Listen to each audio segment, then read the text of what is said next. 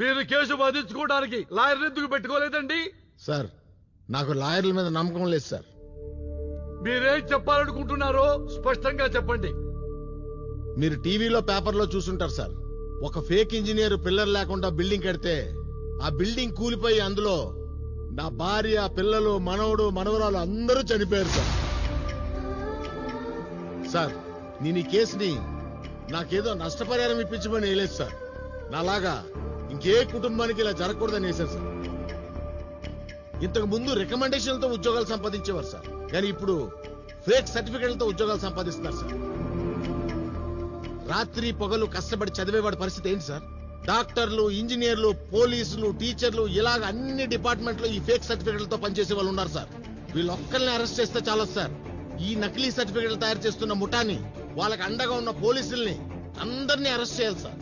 ఇందాక మీరు అడిగారు కదా సార్ లాయర్ని ఎందుకు పెట్టుకోలేదని. ఆ లాయర్ కూడా ఈ నకిలీ సర్టిఫికెట్ లాయర్ అయితే నా కేసుని ఇష్టం వచ్చినట్టు మార్చేస్తారు సార్. బయట సాయం చేసే వాళ్ళు చాలా మంది ఉన్నారు సార్, న్యాయం చేసే వాళ్ళు లేరు సార్. మీరే ఎలాగైనా న్యాయం చేయాలి సార్. సార్ మీరే న్యాయం చేయాలి సార్.